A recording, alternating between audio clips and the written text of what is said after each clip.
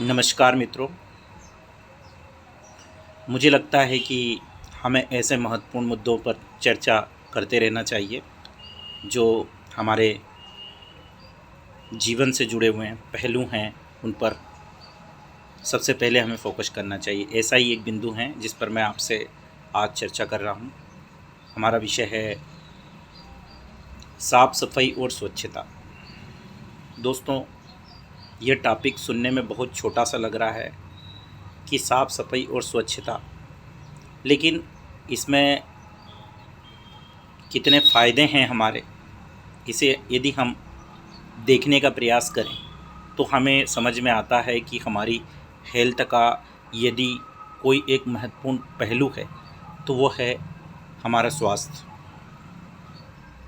और स्वास्थ्य के संबंध में यदि हम साफ सफाई और स्वच्छता को देखें तो चाहे वो जल हो, चाहे वायु हो, चाहे वो पृथ्वी हो, सभी जगह हमें शुद्धता और सफाई मिलना बहुत ज़रूरी है, क्योंकि जो हम खाना खा रहे हैं उनमें भी शुद्धता होना ज़रूरी है।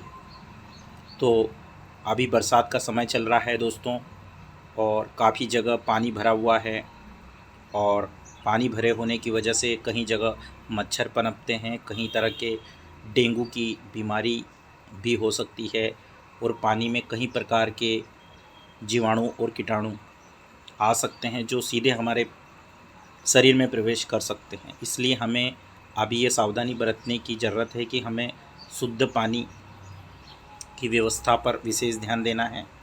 पानी को ढक के रखना है। कहीं पर भी जो पानी है वो घरों के आसपास इकट्ठा ना हो, ये हम विशेष तरीके से ध्यान रखें। और घर के आसपास गली मोहल्लों में सफाई के लिए जागरूकता फैलाएं, ताकि हमारे गली मोहल्ले गांव को हम स्वच्छ रख पाएँ। और यदि हमारे गांव साफ़ और स्वच्छ रहेंगे तो स्वाभाविक है हमारा देश स्वच्छ होगा और कई प्रकार की बीमारियों से हम बच पाएंगे। फ़िलहाल में हमें छोटे बच्चों पर और हमारी जो गर्भवती माताएं हैं, जो हमारी धात्री माताएं हैं, जो हमारे बुज़ुर्ग हैं, उन पर भी विशेष ध्यान देना है। पानी का ये मौसम है और बरसात जब होती है तो कहीं जगह पानी इकट्ठा हो जाता है, और कहीं पर भी इस प्रकार की कोई घटना न घटित हो जिससे कि हमें बाद में पछतावा हो कि काश हम साफ़ सफाई रखते तो हमें यह बीमारी नहीं होती। इसीलिए सभी से मैं अनुरोध करूंगा कि साफ़ सफाई स्वच्छता पर विशेष ध्यान दें और इसे एक अभियान के रूप में लें, क्योंकि ये आपके जीवन का सबसे महत्वपूर्ण पहलू है।